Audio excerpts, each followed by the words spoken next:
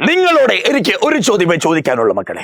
2 കൊല്ലമായിട്ട് അഖിൽ സാർ നിങ്ങളെ ബോട്ടണി പഠിപ്പിക്കുക. എന്നാലും ഒരു ചോദ്യം അങ്ങ് ചോദിക്കുക എന്റെ സമാധാനത്തിന്. നിങ്ങൾക്ക് എന്നെ വിശ്വാസമുണ്ടോ ഇല്ലയോ?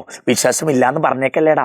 വിശ്വാസം ഉണ്ടെങ്കിൽ എന്റെ പൊന്നു മക്കളെ, നാളെ വരാൻ പോകുന്ന ഏകദേശം 20 മാർക്കിന്റെ ക്വസ്റ്റ്യൻ ഞാൻ അങ്ങ് പഠിപ്പിച്ചു തരാം മക്കളെ. പഠിച്ചേക്കണേടാ, പറ്റിക്കല്ലേ. നിങ്ങൾ പഠിക്കാൻ റെഡിയാണെങ്കിൽ ഞാൻ 20 മാർക്കിന്റെ ക്വസ്റ്റ്യൻ പറഞ്ഞു തരാം. അത്ര വിശ്വാസമുണ്ട്. ബയോളജി നിങ്ങൾക്ക് അറിയില്ലേ, കുറെ ഒന്നും ചോദ്യങ്ങൾ ചോദിക്കാനില്ല മക്കളെ. ആകെ ചില ചോദ്യങ്ങളെ ചോദിക്കൂ. വെറൈറ്റി ആയിട്ട് 10 മാർക്കിനോളം ക്വസ്റ്റ്യൻ വരാറുണ്ട്. 20 മാർക്കിനോളം ക്വസ്റ്റ്യൻസ് നമുക്ക് ഓൾറെഡി പ്രെഡിക്റ്റ് ചെയ്യാൻ പറ്റുമടാ. ആ 20 മാർക്കിന്റെ ഞാനങ്ങ് പഠിപ്പിച്ചു തരാം. നിങ്ങളങ്ങ് പഠിച്ചേക്കണേ മക്കളെ. പിന്നെ ഒരു കാര്യം ഞാൻ പറയട്ടെ, വിശ്വാസം അതല്ലേ എല്ലാം. ഓക്കെ, എന്റെ വിശ്വാസമാണ് നിങ്ങളുടെ വിശ്വാസം, നിങ്ങളുടെ വിശ്വാസമാണ് എന്റെ വിശ്വാസം. എങ്കിൽ നേരെ പോവാ മക്കളെ. 5 ചാപ്റ്ററിലെയും വരാൻ ചാൻസ് ഉള്ള 20 മാർക്കിനോളം ചോദിക്കാൻ ചാൻസ് ഉള്ള നല്ല കിണ്ണം കാച്ചിയ ക്വസ്റ്റ്യനുകൾ. ഒന്നും പഠിച്ചില്ലെങ്കിലും ഈ ക്വസ്റ്റ്യൻ പഠിച്ചു പോണേ മക്കളെ. ഇമ്പോർട്ടന്റ് ആയിട്ടുള്ള എല്ലാം ഞാൻ ഉൾപ്പെടുത്തിയിട്ടുണ്ട് മക്കളെ. ശ്രദ്ധിച്ചോണം, നല്ല വൃത്തിക്ക് പഠിച്ചോണം. ഈ ക്വസ്റ്റ്യനെ നോട്ട് ഉടനെ കമ്മ്യൂണിറ്റിയിൽ വരും. ഈ വീഡിയോയ്ക്ക് ശേഷം എടുത്തു വെച്ച് നല്ല പോലെ പഠിച്ചേക്കണേടാ. ഓക്കെ, ശ്രദ്ധിച്ചോ മക്കളെ. നമുക്ക് ആദ്യം ചാപ്റ്റർ ഓർഡറിൽ അങ്ങ് പോയേക്കാം. ഈ ലേബൽ, ഈ ക്വസ്റ്റ്യൻ ലേബൽ ചെയ്യാൻ ഇടയ്ക്കിടയ്ക്ക് ചോദിക്കാറുണ്ട്.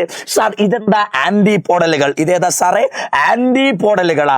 ഇതെന്താ? Polar nuclei. ഈ കാണുന്ന വലിയ സെൽ ഏതാ? ഡിപ്ലോയിഡ് ആയിട്ടുള്ള സെൻട്രൽ സെല്ല.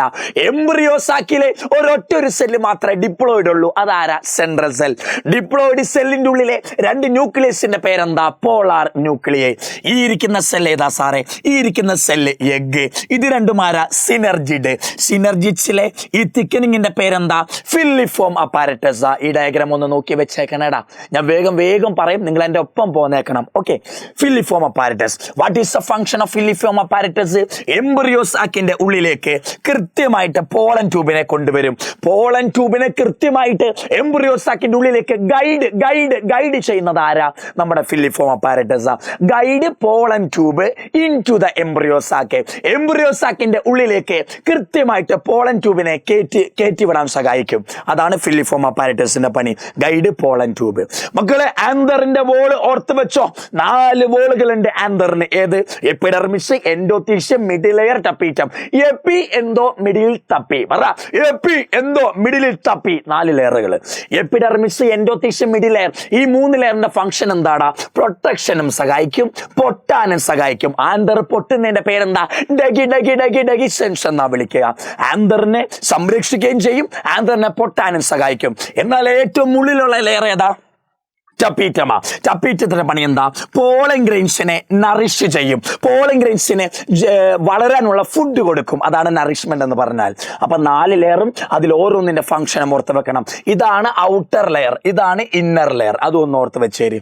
അടുത്ത ചോദിക്കുന്നത്, banana is a parthenocarpy fruit. Parthenocarpy ഫ്രൂട്ടിന് എക്സാമ്പിൾ ആരാൻ ചോദിക്കാറുണ്ട്. എന്റെ പൊന്നു മക്കളെ, അന്തം വിട്ടിരിക്കില്ലേ? അഖിൽ സാർ അങ്ങ് സ്മരിച്ചേക്കണമടാ. ബനാനയാ സാറേ. What is parthenocarpy fruit? Fruit formed with fertilisation നടക്കാതെ ഉണ്ടാകുന്ന ഫ്രൂട്ടുകളാ സാറേ പാർത്തനോകാർപ്പി ഫ്രൂട്ട്. അതിന് എക്സാമ്പിൾ ആരാ? ബനാന. എങ്ങനെ പാർത്തനോകാർപ്പി നമുക്ക് പ്ലാന്റിൽ കൊണ്ടുവരാം, ഇൻഡ്യൂസ് ചെയ്യാം? നിങ്ങൾക്ക് ഒരു പ്ലാന്റിൽ പാർത്തനോകാർപ്പി കൊണ്ടുവരണമെങ്കിൽ നിങ്ങൾ അവിടെ എന്ത് അപ്ലൈ ചെയ്താൽ മതി? ഹോർമോണുകൾ അപ്ലൈ ചെയ്താൽ മതി. ഒരു പ്ലാന്റിന്റെ ഓവറി എടുക്കുക, ഹോർമോൺ, ഓക്സിനെ, ഗിബർലിനെ പോലെ ഹോർമോൺ അടിച്ചു കൊടുക്കുക. ഹോർമോൺ അടിച്ചു കൊടുത്താൽ എന്ത് പറ്റും സാറേ?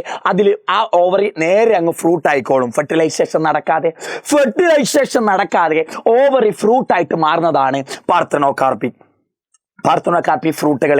ഫെർട്ടിലൈസേഷൻ നടക്കാതെ ഉണ്ടാകുന്ന ഫ്രൂട്ടുകൾ ആരാ സാർ? പാർത്തനോകാർപ്പി ഫ്രൂട്ടുകളാ. എങ്ങനെയാ പാർത്തനോകാർപ്പി ഫ്രൂട്ടുകൾ പ്ലാന്റിൽ ഉണ്ടാക്കുക? സിമ്പിളാ. ഹോർമോൺ അപ്ലൈ ചെയ്താൽ മതി. ഓവറിയിലേക്ക് ഹോർമോൺ അപ്ലൈ ചെയ്താൽ മതി. ഓവറി നേരെ ഫ്രൂട്ട് ആയിക്കോളും. ഫെർട്ടിലൈസേഷന് വേണ്ടി കാത്തു നിൽക്കില്ല.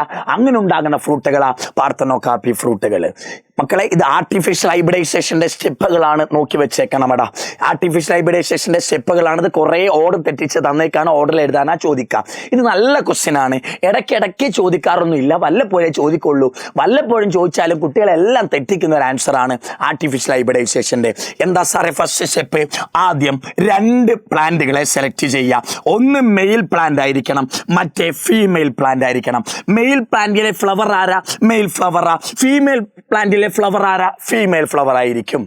രണ്ട് പേരന്റുകളെ സെലക്ട് ചെയ്തു. ഈ രണ്ട് പേരെ സെലക്ട് ചെയ്തപ്പം ഇവർക്കിടയിൽ സെൽഫ് കോർഡിനേഷൻ നടക്കാൻ ചാൻസ് ഉണ്ട്. അത് നിങ്ങൾ മനസ്സിൽ വെച്ചോ. രണ്ട് പേരന്റുകളെ സെലക്ട് ചെയ്തു, അവർക്കിടയിൽ സെൽഫ് കോർഡിനേഷൻ നടക്കാൻ ചാൻസ് ഉണ്ട്. സെൽഫ് കോർഡിനേഷൻ എന്ന് പറഞ്ഞാൽ എന്താ? ഒരു ഫ്ലവറിന്റെ ഉള്ളിൽ തന്നെ നടക്കുന്ന കോർഡിനേഷൻ. സെൽഫ് കോർഡിനേഷൻ നടക്കാൻ ചാൻസ് ഉണ്ട്. സെൽഫ് കോർഡിനേഷൻ നടന്നുകൊണ്ടിരിക്കട്ടെ. ഇനി സെൽഫ് കോർഡിനേഷൻ നടക്കാതിരിക്കാൻ അടുത്ത സ്റ്റെപ്പിൽ നിങ്ങൾക്ക് ഈ ഫ്ലവറുകളുടെ ഉള്ളിലെ ആന്തർ എടുത്ത് കളയാം. ആന്തർ കളയുന്നതിന്റെ പേരെന്താ സാർ? ഇമാസ്കുലേഷൻ. ചോദിക്കാറുണ്ട്, removal of anther from a bisexual flower. ഒരു ബൈസെക്ച്വൽ ഫ്ലവറിൽ നിന്ന് ആന്തർ എടുത്ത് കളയുന്നതിന്റെ പേരെന്താ സാർ? ഇമാസ്കുലേഷൻ എന്നാ വിളിക്കുക. ഒരു ഫ്ലവർ ബൈസെക്ച്വൽ ആണെങ്കിൽ ഇത് ആന്തർ ആണ് സാറേ. ഇത് ഏതാ സാറേ? ഇത് നമ്മുടെ ആരാ സാറേ? സിഗ്മയാണ്. ഇവർക്കിടയിൽ സെൽഫ് കോർഡിനേഷൻ നടക്കാൻ ചാൻസ് ഉണ്ട്. സെൽഫ് കോർഡിനേഷൻ നടക്കാതിരിക്കാൻ നിങ്ങൾക്ക് എന്ത് ചെയ്യാം? ഈ ആന്തറിനെ മുറിച്ച് കളയാം. ആന്തർ മുറിച്ച് കളഞ്ഞാൽ പിന്നെ പോളിംഗിനേഷൻ ഇങ്ങോട്ട് വീഴില്ലല്ലോ, സെൽഫ് കോർഡിനേഷൻ നടക്കില്ലല്ലോ. അതിന്റെ പേരാണ് ഇമാസ്കുലേഷൻ. രണ്ട് പേരന്റ് സെലക്ട് ചെയ്തു, അവർക്കിടയിൽ സെൽഫ് കോർഡിനേഷൻ നടക്കാൻ ചാൻസ് ഉണ്ട്. അത് നടക്കാതിരിക്കാൻ ഇമാസ്കുലേഷൻ ചെയ്യാം. ഇമാസ്കുലേഷൻ എന്ന് പറഞ്ഞാൽ എന്താ സാറേ? ഈ ആന്തർ എടുത്ത് കളയുന്നു. ഒരു ഫ്ലവറിന്റെ ഉള്ളിലെ ആന്തർ എടുത്ത് കളയുന്നു. ഇനി അവിടെ ആര് മാത്രമേ ഉള്ളൂ? സിഗ്മ സൈൽ ഓവറി മാത്രമേ ഉള്ളൂ. ഇനി വേറെ പോളൻ ഗ്രെയിൻസ് വരാതിരിക്കാൻ ഇതിനെ ബാഗ് ചെയ്ത് വെക്കുന്നു. ഇത് ഫീമെയിൽ ഫ്ലവർ ആണ് കേട്ടോ, ഫീമെയിൽ ബൈസെക്ച്വൽ ഫ്ലവർ ആണ്. ഓക്കെ, ആന്തർ കളഞ്ഞ കാരണം ഇത് സിഗ്മ മാത്രമേ ഉള്ളൂ, അപ്പൊ അത് ഫീമെയിൽ ഫ്ലവർ ആയി. ഇനി എന്ത് ചെയ്യണം സാർ? മെയിൽ ഫ്ലവറിൽ നിന്ന് പോളൻ ഗ്രെയിൻസ് എടുത്തുകൊണ്ട് വരണം. എന്നിട്ട് ഈ ബാഗ് തുറന്നിട്ട് ഇതിന്റെ സിഗ്മയിലേക്ക് ഇട്ട് കൊടുക്കണം. Collecting pollen grain from male പേരന്റിന്റെ കയ്യിൽ നിന്ന് പോളൻ ഗ്രെയിൻസിനെ എടുത്തുകൊണ്ട് വന്നു. ഈ ബാഗ് വെച്ച് നമ്മൾ മൂടിയേക്കല്ലേ. ഈ ബാഗ് തുറന്നിട്ട് സിഗ്മയിലേക്ക് പോളൻ ഗ്രെയിൻസ് ഇട്ട് കൊടുത്തു. Dusting pollen grain on female parent. Dusting എന്ന് പറഞ്ഞാൽ ഇട്ട് കൊടുക്കുക. ഈ മെയിലിൽ നിന്നെടുത്ത പോളൻ ഗ്രെയിൻസിനെ ഫീമെയിലിൽ കൊണ്ട് ഇട്ട് വെച്ചു. എന്നിട്ട് വീണ്ടും നമ്മൾ മൂടി വെക്കും. അതാണ് റീബാഗിങ്. രണ്ട് പേരന്റ് സെലക്ട് ചെയ്യുന്നു, അവർക്കിടയിൽ സെൽഫ് കോർഡിനേഷൻ നടക്കാൻ ചാൻസ് ഉണ്ട്. അപ്പം ഫീമെയിൽ പ്ലാന്റിലെ ബൈസെക്ച്വൽ ഫ്ലവറിൽ നിന്ന്, ഇത് ഫീമെയിൽ പ്ലാന്റ് ആട്ടോ, ഫീമെയിൽ പ്ലാന്റിലെ ബൈസെക്ച്വൽ ഫ്ലവറിൽ നിന്ന് ആന്തർ കളയുന്നു. അതാണ് ഇമാസ്കുലേഷൻ. ഈ ഫീമെയിൽ പ്ലാന്റിലെ ഫ്ലവർ ബൈസെക്ച്വൽ ആണെങ്കിൽ ഇത് ചെയ്താൽ മതി. ഫീമെയിൽ പ്ലാന്റിലെ ഫ്ലവർ ഫീമെയിൽ ഫ്ലവർ തന്നെ ആണെങ്കിൽ ഇത് ചെയ്യേണ്ട കാര്യമില്ല. ഇമാസ്കുലേഷൻ. എന്നിട്ട് മൂടി വെച്ചു ബാഗിങ്. മെയിൽ പേരന്റിൽ നിന്ന് പോളൻ ഗ്രെയിൻ എടുത്തോണ്ട് വന്നു. ഈ ബാഗ് തുറന്നിട്ട് ഈ സിഗ്മയിലേക്ക് ഇട്ട് കൊടുത്തു. എന്നിട്ട് വീണ്ടും ബാഗ് വെച്ച് അടച്ചു. റീബാഗിങ്. ഇത് ഇടയ്ക്കിടയ്ക്ക് ചോദിക്കാറുണ്ട്, എന്താ ഇമാസ്കുലേഷൻ സാറേ? ആന്തർ മുറിച്ച് കളയാ, അതാണ് ഇമാസ്കുലേഷൻ. ഇടയ്ക്ക് ചോദിക്കാറുണ്ട് മക്കളെ, write any 4 devices to discourage self pollination. Self പോളിനേഷനെ കുറച്ചിട്ട് എൻകറേജ് പറഞ്ഞാൽ കൂട്ടുക. ക്രോസ് പോളിനേഷനെ കൂട്ടാനുള്ള മാർഗങ്ങൾ ഏതൊക്കെ? സെൽഫ് പോളിനേഷനെ കുറയ്ക്കുക, ക്രോസ് പോളിനേഷനെ കൂട്ടുക. അങ്ങനെയുള്ള മാർഗത്തിന്റെ പേരെന്താ സാറേ? ഔട്ട്ബ്രീഡിംഗ് ഡിവൈസ് എന്നാ വിളിക്കുക. എന്താ വിളിക്കുക? ഔട്ട്ബ്രീഡിംഗ് ഡിവൈസുകൾ എന്നാ വിളിക്കുക. ആ ഡിവൈസുകൾ ഏതാ? ഇടയ്ക്കിടയ്ക്ക് 2 മാർക്കിന് ചോദിക്കാറുണ്ട്. ചിലപ്പോൾ ഇങ്ങനെ ആയിരിക്കും വരിക, അല്ലെങ്കിൽ ഔട്ട്ബ്രീഡിംഗ് ഡിവൈസ് എഴുതാനാണെന്നാ പറഞ്ഞ വരിക. എന്താ ഔട്ട്ബ്രീഡിംഗ് ഡിവൈസുകൾ എന്ന് പറഞ്ഞാൽ? അത് മാറ്റങ്ങളാ, പ്ലാന്റിലെ സംവിധാനങ്ങളാ. എന്തിന്? സെൽഫ് പോളിനേഷനെ കുറച്ച് ക്രോസ് പോളിനേഷനെ കൂട്ടാനുള്ള സംരംഭങ്ങൾ. മാറ്റങ്ങൾ എന്തൊക്കെയാ സാർ? ബ്രീഡിംഗ് ഡിവൈസ്, യൂണിസെക്ച്വൽ ഫ്ലവറിന് പകരം ബൈസെക്ച്വൽ ഫ്ലവർ ആക്കുക. ആന്തറും സിഗ്മയും ഇനി ബൈസെക്ച്വൽ ഫ്ലവറിന് പകരം യൂണിസെക്ച്വൽ ഫ്ലവർ ആക്കുക. ബൈസെക്ച്വൽ ഫ്ലവർ ആകുമ്പോഴല്ലേ സെൽഫ് പോളിനേഷൻ നടക്കുക. സെൽഫ് പോളിനേഷൻ നടക്കണ്ടെങ്കിൽ അത് യൂണിസെക്ച്വൽ ഫ്ലവർ ആക്കിയാൽ മതി. അടുത്തെന്താ? ഇനി ഇപ്പൊ യൂണിസെക്ച്വൽ ഫ്ലവർ ഉണ്ടാക്കാൻ പറ്റില്ല എന്നിരിക്കട്ടെ, നിങ്ങളുടെ കയ്യിൽ ബൈസെക്ച്വൽ ഫ്ലവർ തന്നെ ആണെന്നിരിക്കട്ടെ. എങ്ങനെ സെൽഫ് പോളിനേഷൻ തടയുക? ഈ ആന്തറിനെ ഈ ഡയറക്ഷനിൽ വെക്കുക, സിഗ്മേനെ ഈ ഡയറക്ഷനിൽ വെക്കുക. രണ്ടും ഡിഫറെന്റ് ഡയറക്ഷനിൽ വെച്ചാലോ ഇവിടുന്നുള്ള പോളിംഗ് ഗ്രെയിൻസ് ഇവിടെ വന്ന് വീഴാൻ പാടായിരിക്കും. Anther and sigma place at A different position. അടുത്തത് എന്താ? ആന്തറും സിഗ്മയും ഡിഫറെന്റ് ടൈമിൽ മെച്ചുവർ ആകുക. ആന്തർ മെച്ചുവർ ആകുമ്പോൾ സിഗ്മ മെച്ചുവർ ആകരുത്, സിഗ്മ മെച്ചുവർ ആയാൽ ആന്തർ മെച്ചുവർ ആകരുത്. രണ്ടും ഡിഫറെന്റ് ടൈമിൽ മെച്ചുവർ ആക്കുക. നാലാമത്തെയാണ് സാറേ സെൽഫ് ഇൻകോമ്പാറ്റിബിലിറ്റി. എന്താ? സെൽഫ് വായി വരില്ല, ആദ്യമായിട്ട് കേൾക്കുന്ന പോലെ തോന്നുന്നുണ്ടോ? Self incompatibility. എന്താ സെൽഫ് ഇൻകോമ്പാറ്റിബിലിറ്റി? സെൽഫ് പോളിനേഷനെ തടയുന്ന ഒരു മാർഗമാണ്. സെൽഫ് പോളിനേഷനെ തടയാൻ പ്ലാന്റ് തന്നെ സ്വീകരിക്കുന്ന ഒരു മാർഗമാണ് സെൽഫ് ഇൻകോമ്പാറ്റിബിലിറ്റി. ശ്രദ്ധിച്ചോ, ഇതൊരു ബൈസെക്ച്വൽ ഫ്ലവർ ആണെന്നിരിക്കട്ടെ. എങ്ങനെ മനസ്സിലായി? സേമനമുണ്ട്, കാർപ്പലുമുണ്ട്, രണ്ടുമുള്ളുണ്ട്, ബൈസെക്ച്വൽ ഫ്ലവറാ. ഇവിടുന്നുള്ള പോളിംഗ് ഗ്രെയിൻസ് ഇങ്ങോട്ട് വന്ന് വീഴാൻ എന്തുണ്ട് സാറേ? ചാൻസ് ഉണ്ട് സാറേ. ഇവിടുന്നുള്ള പോളിംഗ് ഗ്രെയിൻസ് ഇങ്ങോട്ട് വന്ന് വീഴാൻ ചാൻസ് ഉണ്ട്. ഇതാണല്ലോ സെൽഫ് പോളിനേഷൻ. ഇത് നടക്കാതിരിക്കാൻ ഈ സെൽ പോളിനേഷൻ നടക്കാതിരിക്കാൻ ഈ സിഗ്മയുണ്ടല്ലോ, ഇതാണ് സിഗ്മ. സിഗ്മ എന്ത് ചെയ്യുന്ന അറിയാമോ? ഈ ആന്തറിൽ നിന്ന് വരുന്ന പോളൻ ഗ്രെയിൻസിനെ അകറ്റി അങ്ങ് മാറ്റും. ഒരു ഫ്ലവറിൽ നിൽക്കുന്ന സിഗ്മയ്ക്ക് അതേ ഫ്ലവറിലെ ആന്തറിൽ നിന്ന് വരുന്ന പോളൻ ഗ്രെയിൻസിനെ റിജക്ട് ചെയ്യാനുള്ള കഴിവുണ്ട്. Stigma have capacity for rejecting self pollen. ഇതൊരു ഫ്ലവറാ സാർ, ഇത് സിഗ്മ, ഇത് ആന്തർ. ഈ ആന്തറിൽ നിന്ന് വരുന്ന പോളൻ ഗ്രെയിനെ അകറ്റി മാറ്റാൻ സിഗ്മയ്ക്ക് ഒരു കഴിവുണ്ട്. സ്വന്തം ഫ്ലവറിൽ നിന്ന് വരുന്ന ഫ്ലവറിലെ ആന്തറിൽ നിന്നുള്ള പോളൻ ഗ്രെയിനെ അകറ്റി മാറ്റാൻ സിഗ്മയ്ക്ക് ഒരു കഴിവുണ്ട് മക്കളെ. ഈ കഴിവിന്റെ പേരാ സാർ സെൽഫ് ഇൻകോമ്പാറ്റിബിലിറ്റി. 2 മാർക്കിന് ഇത് മാത്രം ചോദിക്കാറുണ്ട്. എന്താ self incompatibility? Ability of stigma for rejecting self pollen. Ability of stigma for rejecting self pollen. Okay അല്ലേ മക്കളെ? ഇത് 4ഉമാണ് സെൽ പോളിനേഷനെ കുറച്ച് ക്രോസ് പോളിനേഷനെ കൂട്ടാനുള്ള പ്ലാന്റിലെ മാർഗങ്ങൾ. നോക്കി വെക്കണേ മക്കളെ. അടുത്ത ഇതെന്താ സാറേ? സൈഗോട്ട് എങ്ങനെ എംബ്രിയോ ആകുന്നു എന്നാ. ഈ സ്റ്റേജുകൾ പഠിച്ചു വെക്കണം. സൈഗോട്ട് ആദ്യം പ്രോ എംബ്രിയോ ആകും. പ്രോ എംബ്രിയോ ഗ്ലോബുലാർ എംബ്രിയോ ആകും. ഗ്ലോബുലാർ എംബ്രിയോ ഹാർട്ട് പോലുള്ള ഹാർട്ട് ഷേപ്ഡ് എംബ്രിയോ ആകും. അതാണ് പിന്നീട് മെച്ചുവർ എംബ്രിയോ ആകുക.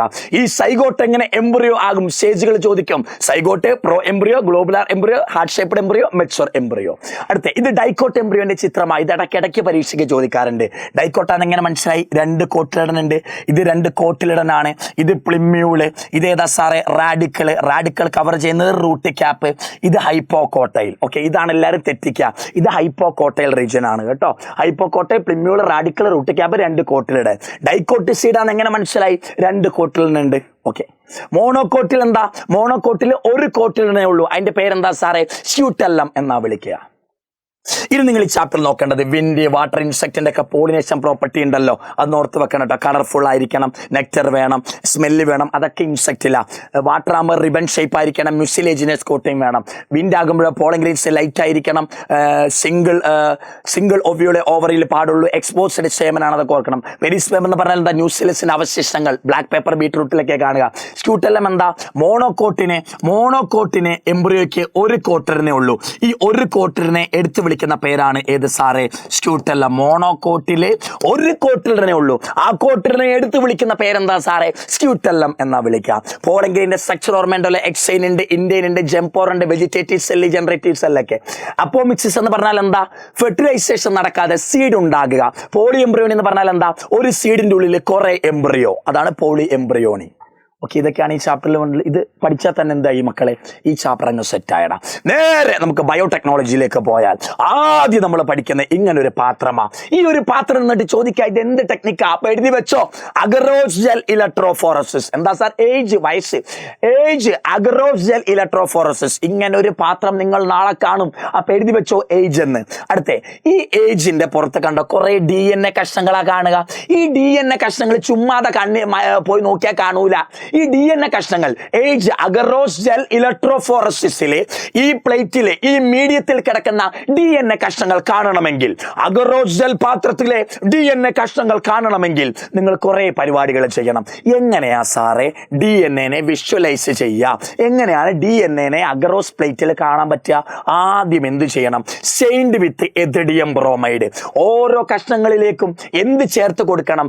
എഥിഡിയം ബ്രോമൈഡ് ചേർത്ത് കൊടുക്കണം. നമുക്ക് ഓരോ DNA കഷ്ണങ്ങൾക്കും എന്ത് ചേർത്ത് കൊടുക്കണം സാറേ?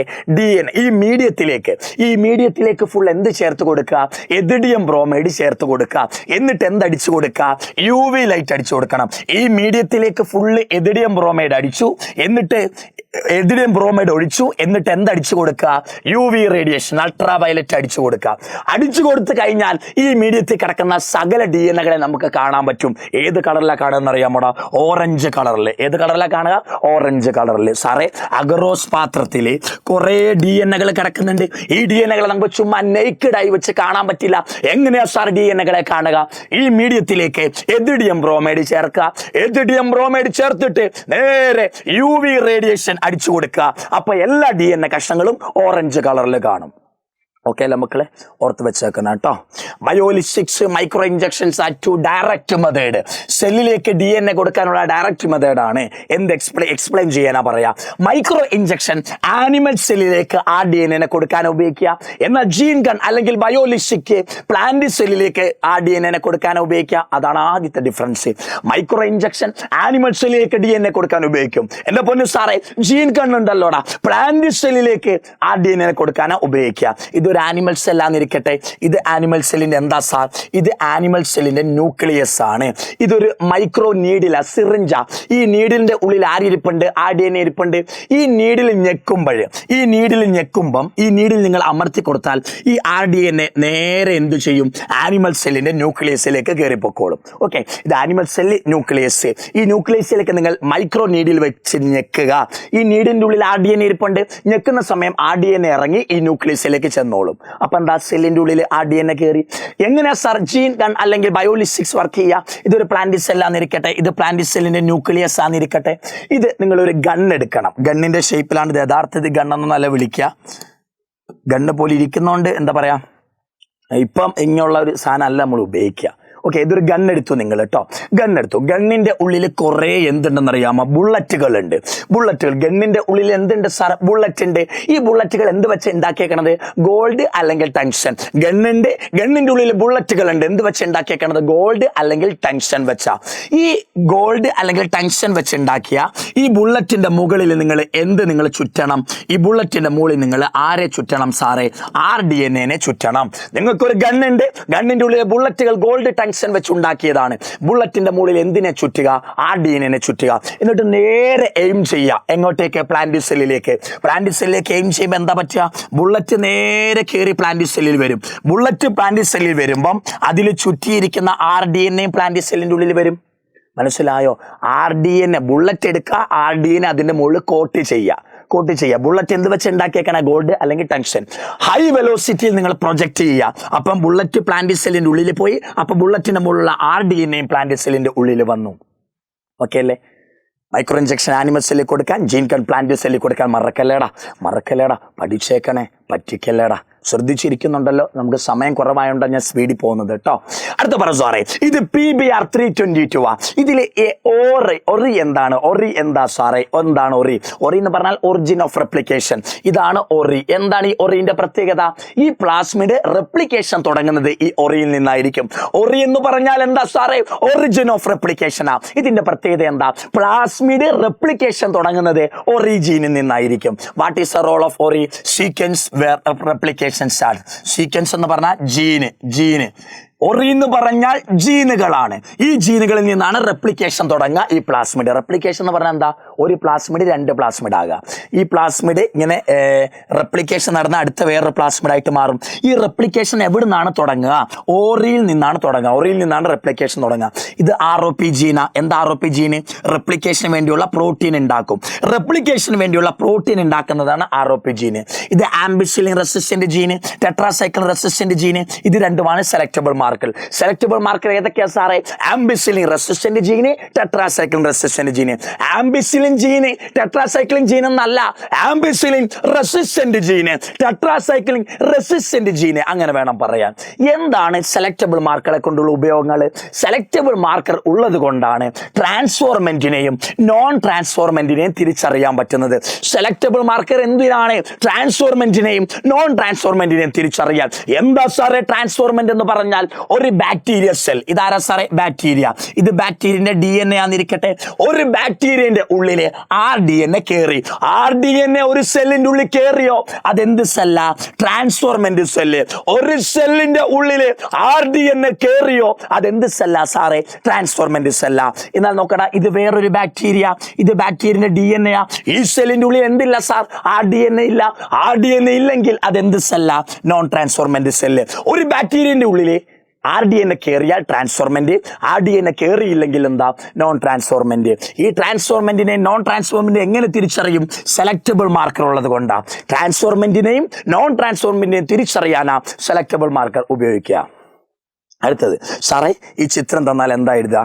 ഓക്കെ, ഒരു DNA ഉണ്ട്. കുറച്ചു നേരം കഴിഞ്ഞപ്പോൾ എത്ര DNA മാറി? 1 2 DNA ആയി. എടുത്തത് ഒരു DNA, കുറച്ചു നേരം കഴിഞ്ഞപ്പോഴോ എത്ര DNA ആയി? 2 DNA ആയി. ഒരു DNA 2 DNA ആക്കി ആംപ്ലിഫൈ ചെയ്യുക, ഇരട്ടിച്ചു. ആംപ്ലിഫൈ എന്ന് പറഞ്ഞാൽ എണ്ണം കൂട്ടുക. നമ്മൾ എടുത്തത് ഒരു DNA ആ, എന്നാൽ PCR ഇത് പോളിമറൈസ് ചെയിൻ റിയാക്ഷൻ ആണ് കേട്ടോ. PCR കഴിഞ്ഞാൽ 2 DNA ആകും. ആംപ്ലിഫൈ ചെയ്യാൻ DNA-കളെ ആംപ്ലിഫൈ ചെയ്യുന്ന പറഞ്ഞാൽ എണ്ണം കൂട്ടാൻ ഉപയോഗിക്കുന്ന ടെക്നിക്കാണ് ഇത്. അതിന്റെ പേരെന്താ? PCR, expand PCR. ഇടയ്ക്കിടയ്ക്ക് ചോദിക്കും PCRന്റെ ഫുൾ ഫോം എന്താ സാറേ? ഏത് മരവാഴകൾക്കും പറയുന്ന പോലെ അറിയാം, എല്ലാവർക്കും അറിയുന്ന സാധനമാണ്. ഏതാ? ഈ ബയോളജി +2 പഠിച്ച എല്ലാവർക്കും അറിയാം. എന്താ PCR എന്ന് പറഞ്ഞാൽ? Polymerase chain reaction. ഓക്കെ, വാഴാൻ ചുമ്മാ വിളിച്ചാട്ടോ മക്കളെ. ഓക്കെ, PCR എന്ന് പറഞ്ഞാൽ എന്താ സാറേ? ഒരു ജീനിനെ 2 ജീൻ ആക്കുക, ജീനുകളെ ആംപ്ലിഫൈ ചെയ്യുക. ജീനുകളെ ആംപ്ലിഫൈ ചെയ്യാൻ ഉപയോഗിക്കുന്ന സാധനമാണ് സാറേ എന്ത്? PCR എന്ന് പറഞ്ഞാൽ. PCR-ലെ സ്റ്റെപ്പുകൾ ഏതൊക്കെ? ഇതാണ് A സ്റ്റെപ്പ്, ഡിനാച്ചുറേഷൻ. B എന്ന് പറഞ്ഞാൽ എന്താ സാർ? അനലിംഗ്. ഈ സ്റ്റെപ്പിലാണ് നമ്മൾ പ്രൈമറുകൾ ഉപയോഗിക്കുക. എന്താ പ്രൈമറുകൾ? ചെറിയ DNA-കളാണ് പ്രൈമറുകൾ. C എന്ന് പറഞ്ഞാൽ എന്താ സാർ? എക്സ്റ്റെൻഷൻ. 3 സ്റ്റെപ്പാണ്: denaturation, annealing, extension. DAE, denaturation, annealing, extension. പറ സാർ, PCR-ൽ ഉപയോഗിക്കുന്ന തെർമോസ്റ്റേബിൾ. തെർമോ എന്ന് പറഞ്ഞാൽ ടെമ്പറേച്ചർ, സ്റ്റേബിൾ എന്ന് പറഞ്ഞാൽ നിലനിൽക്കുന്ന. ടെമ്പറേച്ചറിൽ നിലനിൽക്കുന്ന എൻസൈം, ആ എൻസൈമിന്റെ പേരാണ് സാർ എന്ത്? Taq polymerase. ഓക്കെ, PCR-ൽ ടെമ്പറേച്ചറിനെ സഹിക്കാൻ പറ്റുന്ന ഒരു എൻസൈം ഉപയോഗിക്കും. ആ എൻസൈമിന്റെ പേരെന്താ സാറേ? ടാഗ് പോളിമറൈസ് എന്നാ വിളിക്കുക. ഈ എൻസൈം ഏത് ബാക്ടീരിയയിൽ നിന്നാ വേർതിരിച്ചേ? ദർമസ് അക്വാട്ടിക്കസ്.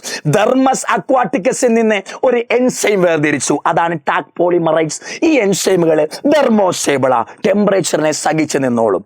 ടെമ്പറേച്ചർ നല്ല കൊടൂര ടെമ്പറേച്ചർ കൊടുത്താൽ എന്റെ വണ്ണടാവേ, എനിക്കൊന്നും പറ്റണില്ല, ഞാൻ നല്ല റെസിസ്റ്റന്റ് ആടാ, താപേഷാടാ ഞാൻ എന്ന് പറഞ്ഞ റെസിസ്റ്റന്റ് ആയിരിക്കുന്നവൻ ആരാ സാറേ? നമ്മുടെ ടാഗ് പോളിമറൈസാ.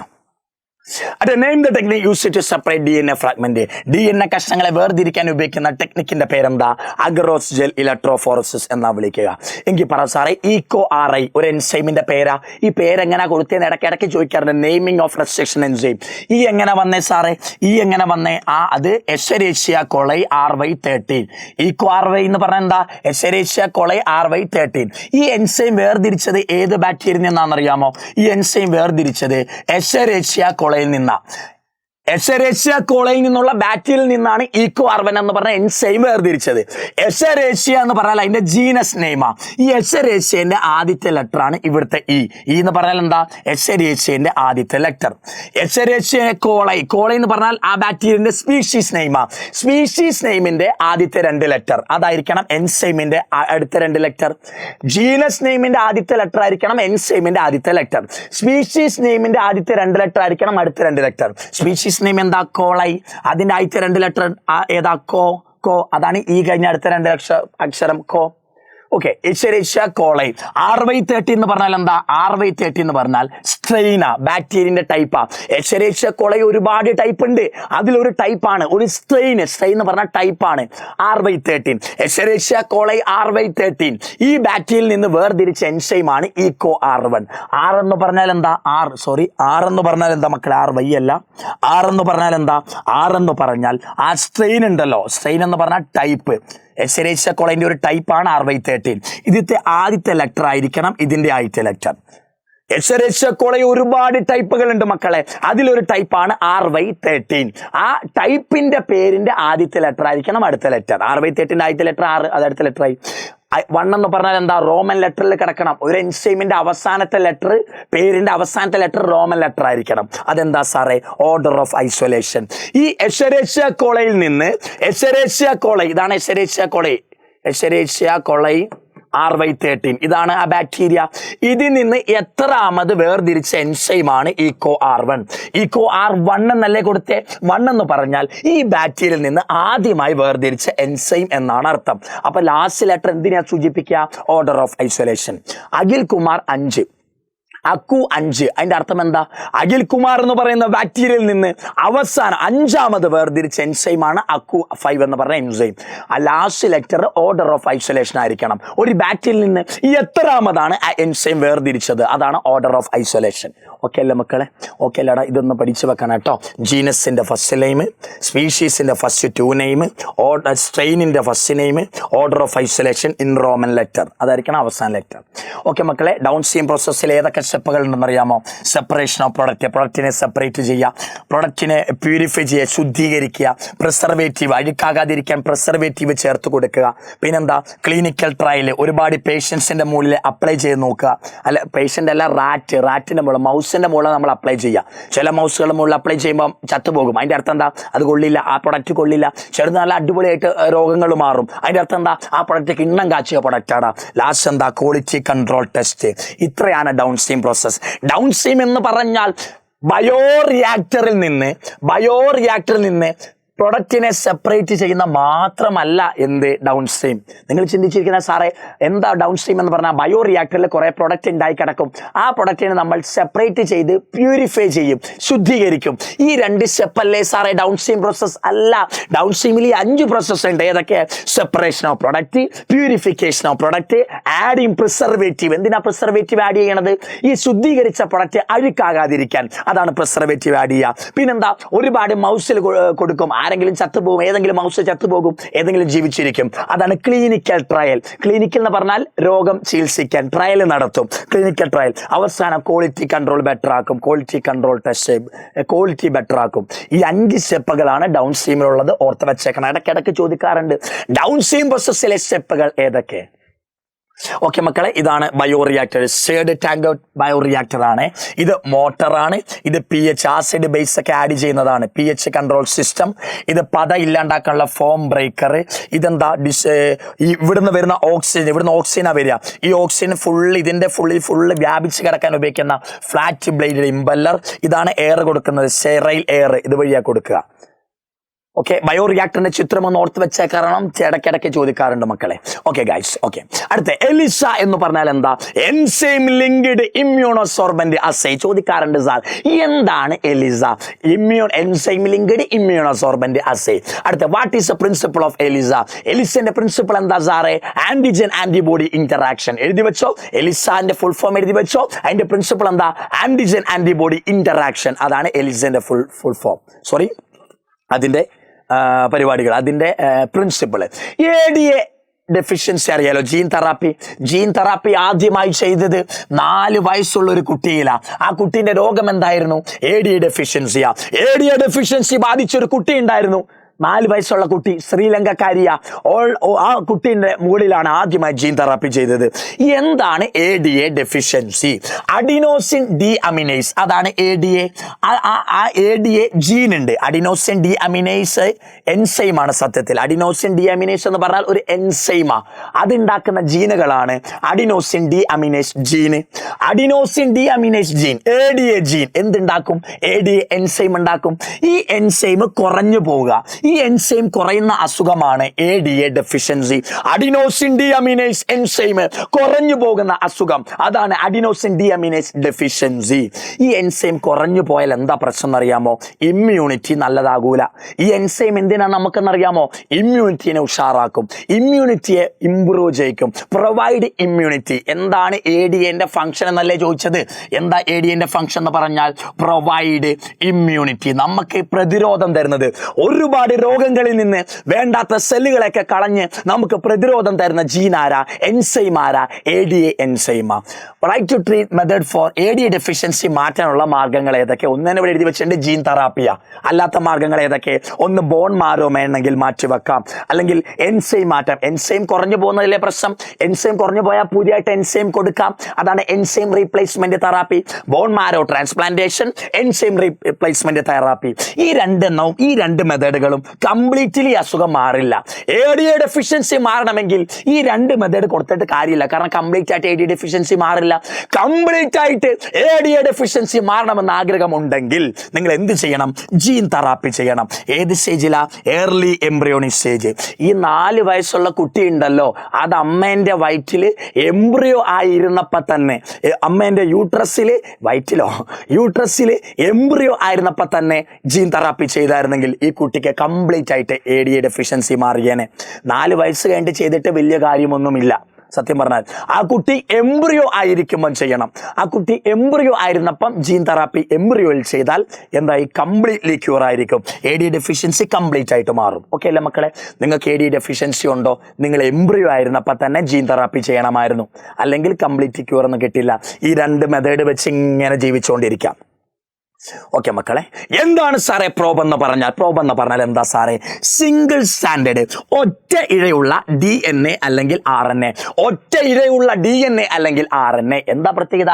ഈ ഇഴയ്ക്ക് റേഡിയോ ആക്ടിവിറ്റി കാണും. റേഡിയോ ആക്ടിവിറ്റി ഉള്ള ഒറ്റ ഇഴയുള്ള DNA അല്ലെങ്കിൽ RNA. ഒറ്റ ഇഴയുള്ള DNA അല്ലെങ്കിൽ RNA പ്ലസ് അതിന് റേഡിയോ ആക്ടിവിറ്റി കാണും ആ ഇഴകൾക്ക്. അതിന്റെ പേരാണ് പ്രോബ് എന്ന് പറഞ്ഞാൽ. സിംഗിൾ സ്റ്റാൻഡേർഡ് DNA അല്ലെങ്കിൽ RNA. ടാഗ്ഡ് എന്ന് പറഞ്ഞാൽ കൂട്ടിച്ചേർക്കപ്പെട്ട എന്ത്? റേഡിയോ ആക്റ്റീവ് മോളിക്യൂൾ കൂട്ടിച്ചേർക്കപ്പെട്ട DNA അല്ലെങ്കിൽ RNA. ഒറ്റ ഇഴയുള്ള DNA അല്ലെങ്കിൽ RNA. അതാണ് പ്രോബ് എന്ന് പറഞ്ഞാൽ. ഓക്കെ അല്ലേ guys? Okay, first transgenic cow ഏതാണെന്നറിയാമോ? റോസിന്റെ ട്രാൻസ്ജീനിക് കവ് റോസി എന്താ പ്രത്യേകത? റോസി ഉണ്ടാക്കുന്ന മിൽക്കിൽ പ്രോട്ടീൻ കൂടുതലായിരിക്കും. ആ പ്രോട്ടീന്റെ പേരെന്താ? Alpha lactalbumin.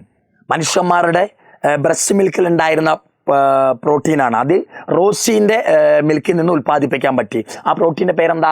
ആൽഫ ലാക്റ്റാൽബുമിൻ ആട്ടോ. ചോദിക്കും ഫസ്റ്റ് ട്രാൻസ്ജീനിക് കൗ ആരാ?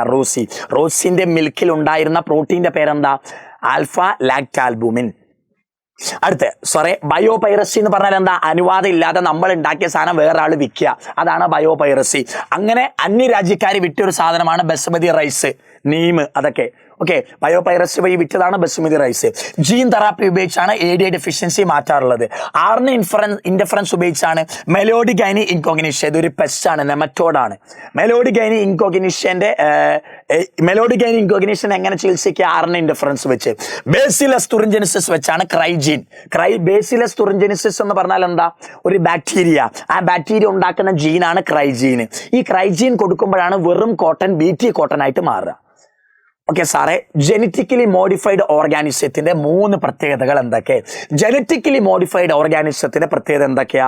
ഇൻസെക്റ്റിനോട് റെസിസ്റ്റൻസ് കാണും. ഈ പ്രൊഡക്ഷൻ ഓഫ് ഇൻസെക്ട് റെസിസ്റ്റന്റ് പ്ലാന്റുകൾ ഉണ്ടാക്കാൻ പറ്റും ജനറ്റിക്കലി മോഡിഫൈഡ് ഓർഗാനിസം വഴി. അങ്ങനെ ഇൻസെക്റ്റിനോട് റെസിസ്റ്റന്റ് ഉള്ള ഒരു പ്ലാന്റ് ആണ് BT കോട്ടൺ, BT ബ്രിഞ്ചാൾ, കുറേയുണ്ട്. പെസ്റ്റ് റെസിസ്റ്റന്റ് പ്ലാന്റുകൾ ഉണ്ടാക്കാൻ പറ്റും. അങ്ങനെ ഉണ്ടാക്കിയ ഒരു പ്ലാന്റ് ആണ് നെമറ്റോഡ് റെസിസ്റ്റന്റ് ടൊബാക്കോ പ്ലാന്റ്. ഇൻസെക്റ്റിനോട് റെസിസ്റ്റൻസ് ആയിട്ടുള്ള പ്ലാന്റിനെ ഉണ്ടാക്കാം. പിന്നെന്താ? പെസ്റ്റ് റെസിസ്റ്റന്റ് ആയിട്ടുള്ള പ്ലാന്റുകളെയും ഉണ്ടാക്കാം. പിന്നെന്താ? Stress resistant plant. ഒരുപാട് ലൈറ്റ്, ഒരുപാട് ടെമ്പറേച്ചർ, ഒരുപാട് വാട്ടർ, ഒരുപാട് കാർബൺ ഡയോക്സൈഡ്, ഇങ്ങനെ ഒരുപാട് സ്ട്രെസ് വരും പ്ലാന്റിന്. ഈ സ്ട്രെസ്സുകളോട് എതിർത്ത് നിൽക്കുന്ന പ്ലാന്റുകളെ ഉണ്ടാക്കാൻ പറ്റി. സ്ട്രെസ് റെസിസ്റ്റന്റ് പ്ലാന്റ് ഉണ്ടാക്കാൻ പറ്റി. പിന്നെന്താ? വൈറ്റമിൻ കൂടുതലുള്ള റൈസ് ഉണ്ടാക്കാൻ പറ്റി ജനറ്റിക്കലി മോഡിഫൈ ചെയ്തപ്പം. വൈറ്റമിൻ കൂടുതലുള്ള റൈസിന്റെ പേരെന്താ?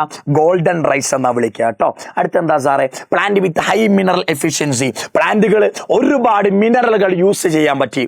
പ്ലാന്റുകൾക്ക് ഒരുപാട് മിനറലുകൾ യൂസ് ചെയ്യാൻ പറ്റി. എപ്പോഴാ? അതിനെ ജനറ്റിക്കലി മോഡിഫൈ ചെയ്തപ്പം അവർ മണ്ണിൽ നിന്ന് നല്ല പോലെ മിനറൽസ് വലിച്ചെടുത്ത് നല്ല ഉഷാറായിട്ട് വളർന്നു. പിന്നെന്താ? Reduce post harvest loss.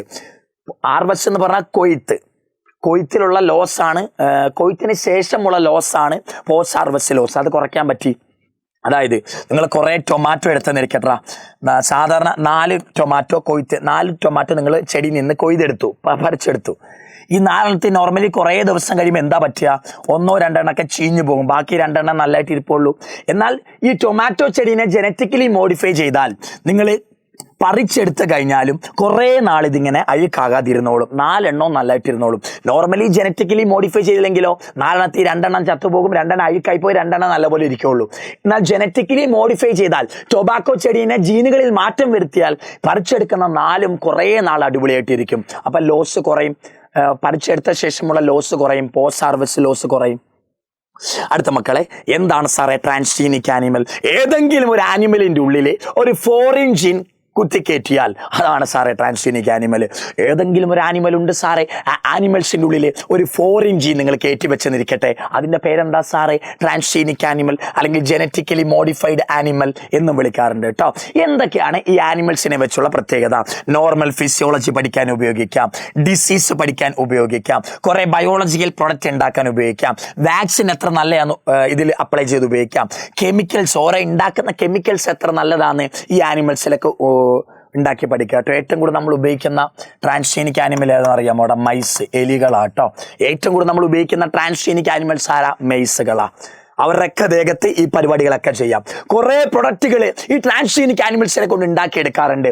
ഒന്നാമത്തെ പ്രൊഡക്റ്റാ ആൽഫ-1 ആന്റിട്രിപ്സിൻ, പ്രോട്ടീനുകളാ. ആൽഫ-1 ആന്റിട്രിപ്സിൻ ഇതേപോലെ ട്രാൻസ്ജീനിക് ആനിമൽസിന്റെ മൂളിൽ നിന്ന് ഉണ്ടാക്കിയെടുത്തതാ. ആ പ്രോട്ടീൻ വെച്ച് നമ്മൾ എംഫിസിമ ട്രീറ്റ് ചെയ്യാം. എംഫിസിമയ്ക്കെതിരുള്ള ഒരു മരുന്നാണ് ആൽഫ-1 ആന്റിട്രിപ്സിൻ. പിന്നെന്താ? ആൽഫ ലാക്റ്റാൽബുമിൻ, ഒരു പ്രോട്ടീനാ. ഈ പ്രോട്ടീനുകൾ റോസി എന്ന് പറഞ്ഞ ട്രാൻസ്ജീനിക് ആനിമൽസിൽ നിന്ന് ഉണ്ടാക്കിയതാണ് കേട്ടോ. ആൽഫ-1 ആന്റിട്രിപ്സിൻ എംഫിസിമിനെ ട്രീറ്റ് ചെയ്യാം.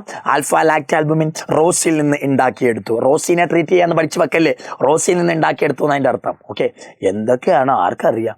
ശ്രദ്ധിച്ചോ മക്കളെ, പ്രോ ഇൻസുലിനും മെച്ചുവർ ഇൻസുലിൻ നമ്മളെ വ്യത്യാസം എന്താ? പ്രോ ഇൻസുലിനിൽ ഇതാണ് പ്രോ ഇൻസുലിൻ, ഇതാണ് സാർ എന്ത്? Mature insulin. പ്രോ ഇൻസുലിനിൽ എ ചെയിൻ ഉണ്ട്, ബി ചെയിൻ ഉണ്ട്, സി ചെയിൻ ഉണ്ട്. എന്നാൽ മെച്ചുവർ ഇൻസുലിനോ എ ചെയിനും ബി ചെയിനും മാത്രമേ ഉള്ളൂ. പ്രോ ഇൻസുലിൻ എന്ന് പറഞ്ഞാൽ ഇമ്മെച്ചുവർ ആയിട്ടുള്ള പാകമാകാത്ത ഇൻസുലിൻ ആണ് pro insulin. Pro insulin mature insulin ആയാൽ സി ചെയിൻ റിമൂവ് ആകും. ഈ 3 ചെയിനിൽ നിന്ന് ഈ കാണുന്ന സി ചെയിൻ ഉണ്ടല്ലോ, ഇതങ്ങ് പൊട്ടിപ്പോകും. ബാക്കി എയും ബിയും മാത്രമേ കാണുള്ളൂ. എവിടെ? Mature insulin. അതാണ് പ്രോ ഇൻസുലിനും മെച്ചുവർ ഇൻസുലിൻ നമ്മുടെ വ്യത്യാസം എന്താ? പ്രോ ഇൻസുലിനിൽ എ ബി സി 3 ചെയിൻ കാണാം.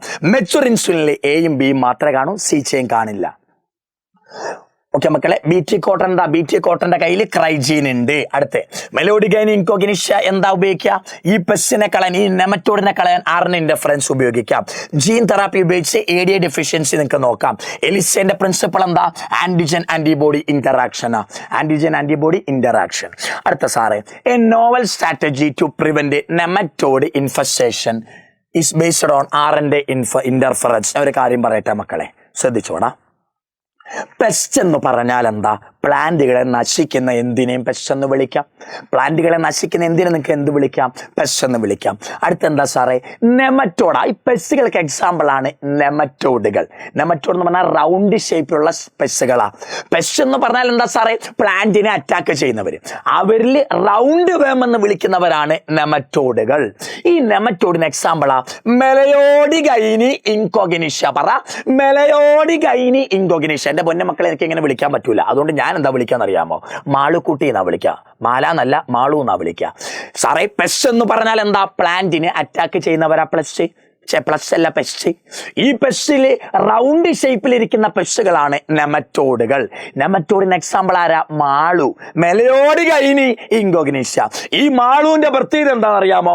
ടൊബാക്കോ ചെടിന്റെ റൂട്ടിൽ ഇൻഫെക്ഷൻ വരുത്തും. മാളുവിന്റെ പ്രത്യേകത എന്താ? ടൊബാക്കോ ചെടിയാന്നിരിക്കട്ടാ, ഇത് അതിന്റെ റൂട്ടിൽ കയറി ഇൻഫെക്ഷൻ വരുത്തും. അപ്പൊ റൂട്ടിനെ അങ്ങ് നശിപ്പിക്കും. റൂട്ട് നശിച്ചാൽ പ്ലാന്റ് ഫുള്ള് നശിക്കില്ലേടാ. അപ്പൊ പ്ലാന്റിന് എന്ത് കുറയും? ഉൽപാദനം കുറയും, ഈൽഡ് കുറയും. ഞാൻ പറഞ്ഞ മനസ്സിലായോ? ശ്രദ്ധിച്ചോടാ.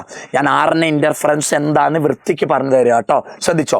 ഒരു പെസ്റ്റ് എന്ന് പറഞ്ഞാൽ പ്ലാന്റിനെ അറ്റാക്ക് ചെയ്യുന്നവർ. പെസ്റ്റിന് എക്സാമ്പിൾ ആണ് റൗണ്ട് ഷേപ്പിലുള്ള നെമറ്റോഡ്. നെമറ്റോഡിന് എക്സാമ്പിൾ ആണ് മാളു. മെലയോഡിഗൈനി ഇൻകോഗ്നിഷ്യ. മാളുവിന്റെ പണി എന്താ? എന്റെ പൊന്നുമക്കളെ, ടൊബാക്കോന്റെ റൂട്ടിലിരിക്കും, അതിന് ഇൻഫെക്ഷൻ വരുത്തും, എന്നിട്ട് അതിന്റെ ഉൽപാദനം കുറയ്ക്കും. ഇതാണ് മാളുവിന്റെ പരിപാടി. ഇത്രയും മനസ്സിലായോടാ? ഇത്രയും മനസ്സിലായി. ഇനി ഞാൻ പറഞ്ഞ ശ്രദ്ധിച്ചോ. ഈ മെലയോഡിഗൈനി, ഈ മാളു ഉണ്ടല്ലോ, ഈ മാളു ടൊബാക്കോയിൽ ഇൻഫെക്ഷൻ വരുത്താതിരിക്കാൻ നമ്മൾ ഉപയോഗിക്കുന്ന മെക്കാനിസത്തിന്റെ പേരാ RNAi. എന്താ sir? RNA interference. RNA interference ആ ടൊബാക്കോയിൽ ഉപയോഗിച്ചാൽ പിന്നെ ടൊബാക്കോനെ മാളു അറ്റാക്ക് ചെയ്യില്ല. RNA ഇന്റർഫറൻസ് ഉപയോഗിച്ചാൽ പിന്നെ മാളു ടൊബാക്കോനെ അറ്റാക്ക് ചെയ്യില്ല. എങ്ങനെയാണ് പരിപാടി? മാളു എങ്ങനെയാണ് ടൊബാക്കോയിൽ ഇൻഫെക്ഷൻ വരുത്താതെ ഞാൻ പറഞ്ഞുതരാൻ പോകുന്നത്. ശ്രദ്ധിച്ചോ. മാളുവിന്റെ DNA ഉപയോഗിച്ച് ടൊബാക്കോ ചെടിയിൽ mRNA ഉണ്ടാക്കും. മാളു നേരെ ടൊബാക്കോയിൽ കയറി. ടൊബാക്കോയിൽ കയറിയ മാളു ടൊബാക്കോന്റെ മാളുവിന്റെ DNA നിന്ന് അവൻ എന്തുണ്ടാക്കും? മാളു mRNA ഉണ്ടാക്കിയെടുക്കും. ഈ mRNA നേരെ ഒരു പ്രോട്ടീൻ ഉണ്ടാക്കും. ഈ പ്രോട്ടീനാണ് ടൊബാക്കോന്റെ റൂട്ടിൽ രോഗം വരുത്തുക. ഇത്ര മനസ്സിലായോ? ടൊബാക്കോന്റെ റൂട്ടിൽ രോഗം വരുത്തുന്ന പെസ്റ്റാര മാളുവാ സാർ. മാളു എങ്ങനെ രോഗം വരുത്താന്ന് അറിയാമോ? മാളു ടൊബാക്കോന്റെ റൂട്ടിൽ കയറി കഴിഞ്ഞാൽ നേരെ DNA നിന്ന് mRNA ഉണ്ടാക്കും. അവരുടെ mRNA ഒരു പ്രോട്ടീനെ ഉണ്ടാക്കും. ഈ പ്രോട്ടീനാണ് മക്കളെ ഇൻഫെക്ഷൻ വരുത്തുന്നത്. അപ്പൊ നമുക്ക് എന്താ ചെയ്യേണ്ടത്? ഇൻഫെക്ഷൻ വരാതിരിക്കാൻ എന്താ ചെയ്യേണ്ടത്? ഈ പ്രോട്ടീൻ ഉണ്ടാകരുത്. ഈ പ്രോട്ടീൻ അല്ലേ റൂട്ടിൽ ഇൻഫെക്ഷൻ ഉണ്ടാക്കുക. പ്രോട്ടീൻ ഉണ്ടാകാതിരുന്നാൽ മതി. പ്രോട്ടീൻ ഉണ്ടാകാതിരിക്കാൻ നിങ്ങൾ എന്താ ചെയ്യേണ്ടതെന്ന് അറിയാമോടാ?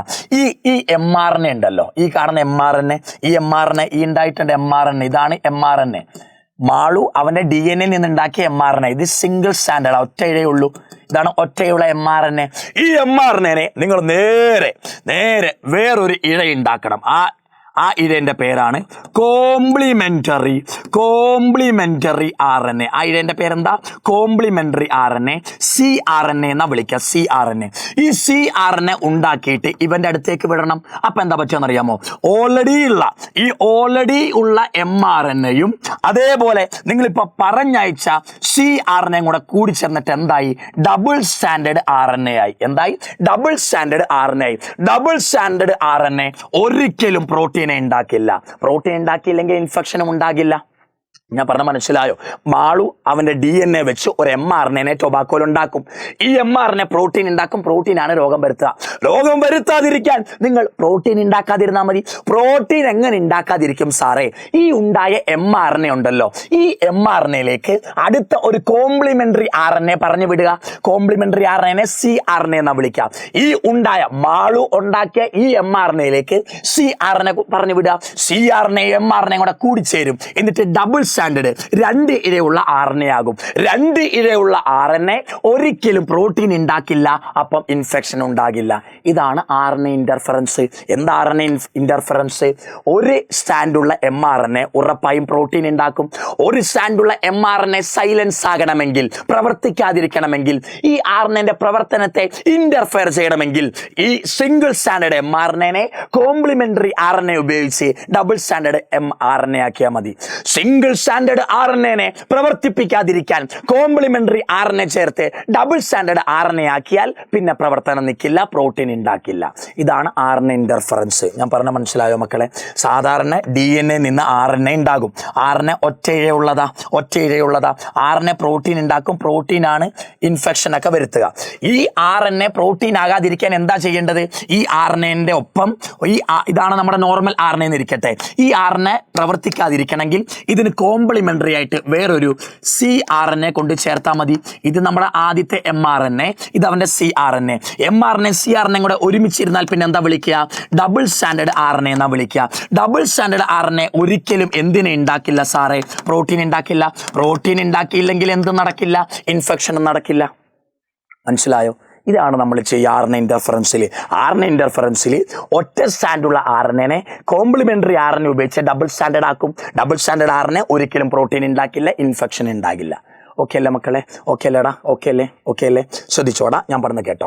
എങ്ങനെയാ സാർ ഈ കോംപ്ലിമെന്ററി RNA ഉണ്ടാക്കുക? അതാണ് അടുത്ത ചോദ്യം. എങ്ങനെ കോംപ്ലിമെന്ററി RNA ഉണ്ടാക്കും? അതാണ് ചോദ്യം. സിമ്പിളാടാ, നിങ്ങൾ സിമ്പിളാ. എങ്ങനെയാ സാറേ? ഇത് ടൊബാക്കോ ചെടി നടക്കുന്ന പരിപാടിയല്ലേ? ടൊബാക്കോ ചെടിയിൽ ഈ മാളുവിന്റെ mRNA തടയാൻ നിങ്ങൾ കോംപ്ലിമെന്ററി RNA കൊടുത്തു. എങ്ങനെയാ സാറേ ഈ ടൊബാക്കോ ചെടിയിൽ നിങ്ങൾ കോംപ്ലിമെന്ററി RNA ഉണ്ടാക്കിയത്? അതാണ് അടുത്ത പരിപാടി. നിങ്ങൾ വൈറസ് അല്ലെങ്കിൽ ട്രാൻസ്പോസോൺ അല്ലെങ്കിൽ അഗ്രോബാക്ടീരിയം ഇതിലേതെങ്കിലും ഒരാളെ ഉപയോഗിച്ച് ഒരു സ്പെഷ്യൽ DNA ടൊബാക്കോയിലേക്ക് കൊടുക്കണം. ഈ 3 പേരിൽ ആരെങ്കിലേക്ക് ഉപയോഗിച്ച് ഒരു സ്പെഷ്യൽ DNA എങ്ങോട്ടേക്ക് കൊടുക്കും സാറേ? ടൊബാക്കോയിലേക്ക് കൊടുക്കും. ഈ DNA 2 സ്റ്റാൻഡുള്ള എന്തുണ്ടാക്കും? RNA ഉണ്ടാക്കും. സാധാരണ ഒരു ഡി എൻ എ ഒറ്റ സ്റ്റാൻഡുള്ള RNA ആണ് ഉണ്ടാക്കുക. പക്ഷെ ഇത് നമ്മുടെ സ്പെഷ്യൽ DNA അല്ലേ. നമ്മളിപ്പം ഈ വൈറസോ ട്രാൻസ്പോസോ അഗ്രോബാക്ടീരിയമോ ഇതൊക്കെ വഴി കൊടുത്ത DNA special DNA special DNA എന്തുണ്ടാക്കും? ഇത് സ്പെഷ്യൽ DNA ആണെങ്കിൽ 2 സ്റ്റാൻഡുള്ള RNA ആയിരിക്കും ഉണ്ടാകുക. ഈ സ്പെഷ്യൽ DNAന്റെ കയ്യിൽ നിന്ന് 2 സ്റ്റാൻഡുള്ള RNA ഉണ്ടായി. ഒരു സ്റ്റാൻഡിന്റെ പേര് സെൻസ് RNA. ഒരു സ്റ്റാൻഡ്, ഈ വൈറ്റ് കളറിലുള്ള സ്റ്റാൻഡ് സെൻസ് RNA, ബ്ലൂ കളറിലുള്ള സ്റ്റാൻഡിന്റെ പേര് ആന്റി സെൻസ് RNA. അപ്പൊ നോക്ക്, ഈ 3 പേരെ ഉപയോഗിച്ച് ടൊബാക്കോ ചെടിയിലേക്ക് DNA കൊടുത്തു. ഈ സ്പെഷ്യൽ DNA 2 സ്റ്റാൻഡുള്ള RNA ഉണ്ടാക്കി. RNAയിൽ ഒരു സ്റ്റാൻഡ് സെൻസ് RNA, അടുത്ത സ്റ്റാൻഡ് ആന്റി സെൻസ് RNA. കുറച്ച് നേരം കഴിയുമ്പോൾ എന്താ പറ്റുക അറിയാമോ സാറേ? ഈ കാണുന്ന നമ്മുടെ സെൻസ് ഇല്ലടാ, സെൻസ് RNA ഉണ്ടല്ലോ, അതങ്ങ് നശിച്ചു പോകും. കുറച്ചു നേരം കഴിയുമ്പോൾ എന്താകും സാറേ? സെൻസ് RNA നശിച്ചു പോകും. പിന്നെ ആര് മാത്രമേ ഉള്ളൂ? ആന്റി സെൻസ് മാത്രമേ ഉള്ളൂ. ഈ ആന്റി സെൻസ് RNA ആണ് എന്തായിട്ട് പ്രവർത്തിക്കുക? കോംപ്ലിമെന്ററി RNA ആയിട്ട് പ്രവർത്തിക്കുക. ഈ കോംപ്ലിമെന്ററി RNA നേരെ ഈ mRNA ആയിട്ട് കൂടിച്ചേരും. അങ്ങനെ ഡബിൾ സ്റ്റാൻഡേർഡ് ആകും, പ്രോട്ടീൻ ഉണ്ടാകില്ല. മനസ്സിലായോ? എങ്ങനെയാ സാറേ കോംപ്ലിമെന്ററി RNA ടൊബാക്കോയിലേക്ക് കൊടുക്കുക? കോംപ്ലിമെന്ററി RNA ഉണ്ടാകണമെങ്കിൽ നിങ്ങൾ വൈറസ് ഉപയോഗിച്ചോ, ട്രാൻസ്പോസോൺ ഉപയോഗിച്ചോ, അഗ്രോബാക്ടീരിയ ഉപയോഗിച്ചോ ഒരു സ്പെഷ്യൽ DNA ടൊബാക്കോയിലേക്ക് കയറ്റണം. ഈ സ്പെഷ്യൽ DNA 2 സ്റ്റാൻഡുള്ള RNA ഉണ്ടാക്കും, ഡബിൾ സ്റ്റാൻഡേർഡ് RNA ഉണ്ടാക്കും. ഒന്ന് sense RNA, 2 antisense RNA. കുറച്ചു നേരം കഴിയുമ്പം സെൻസ് RNA നശിക്കും, മിച്ചം വന്ന ആന്റി സെൻസ് കോംപ്ലിമെന്ററി ആയിട്ട് പ്രവർത്തിക്കും. അതുപോയി mRNA, മാളുവിന്റെ mRNA ആയിട്ട് കൂടിച്ചേരും, ഡബിൾ സ്റ്റാൻഡേർഡ് ആകും, പ്രോട്ടീൻ ഉണ്ടാക്കില്ല. മനസ്സിലായ മക്കളെ? പലർക്കും ഡൗട്ട് വരുന്നതാണ് ഏത് സാർ? നമ്മുടെ RNA ഇന്റർഫറൻസ്, RNAi. നിങ്ങൾക്ക് മനസ്സിലായെന്ന് കരുതുന്നു കേട്ടോ. മനസ്സിലാക്കണേടാ. ഓക്കെ മക്കളെ, ഇത് ഓർഗാനിസം പോപ്പുലേഷനിലുള്ളതാ. ഇത് നോക്കണം, ഈ ഫിഗർ നോക്കി വെച്ചേക്കണ. ഇടയ്ക്കിടയ്ക്ക് ചോദിക്കാറുണ്ട് സാർ, ഒരു സ്പീഷീസിന് പോസിറ്റീവ് മറ്റേ 0 ആണെങ്കിൽ പ്രിഡക്ഷൻ അല്ലെങ്കിൽ പാരസൈറ്റിസം. പാരസൈറ്റിസത്തിലും പ്രിഡക്ഷനിലും ഒരാൾക്ക് പോസിറ്റീവ്, ഒരാൾക്ക് എന്താ സാറേ നെഗറ്റീവാ. ഒരാൾക്ക് നെഗറ്റീവും ഒരാൾക്ക് പോസിറ്റീവും ആണെങ്കിൽ അമെൻസാലിസം. ഒരാൾക്ക് പോസിറ്റീവ് മറ്റാൾക്ക് നെഗറ്റീവും ആണെങ്കിൽ കെമൻസാലിസം. 2 പേർക്ക് നെഗറ്റീവ് ആണെങ്കിലോ കോമ്പറ്റീഷൻ. 2 സ്പീഷീസിൽ 2 പേർക്ക് നെഗറ്റീവ് വരുന്നത് എവിടെ? ഇടയ്ക്കിടയ്ക്ക് 1 മാർക്കും ചോദിക്കാറുണ്ട്. Both species are harmful. ഏതാ? 2നും പ്രശ്നം ഏതാ സാറേ? കോമ്പറ്റീഷൻ ഇല്ല, കോമ്പറ്റീഷൻ. അടുത്ത NT+1 = NT+B+ID - D+C. ഇതിൽ ഓരോന്ന് എന്താ? B എന്ന് പറഞ്ഞാൽ നാറ്റാലിറ്റി, ബർത്ത് റേറ്റ്. D എന്ന് പറഞ്ഞാൽ മോർട്ടാലിറ്റി, ഡെത്ത് റേറ്റ്. I എന്ന് പറഞ്ഞാൽ ഇമിഗ്രേഷൻ, E എന്ന് പറഞ്ഞാൽ എമിഗ്രേഷൻ. ഓർത്ത് വെച്ചേക്കണേ, ഓരോന്ന് എന്താന്ന് ഓർത്ത് വെക്കണം. ഈ ചിത്രം കണ്ട് ചോദിക്കും ഏതൊക്കെയാ ഗ്രോത്ത് കർവ്. ഈ ഗ്രോത്ത് കർവിന്റെ പേരെന്താ സാർ? മേലോട്ട് പോകുന്ന ഗ്രോത്ത് കർവിന്റെ പേരെന്താ സാറേ? Exponential growth model, exponential growth curve എന്നാ വിളിക്കാം.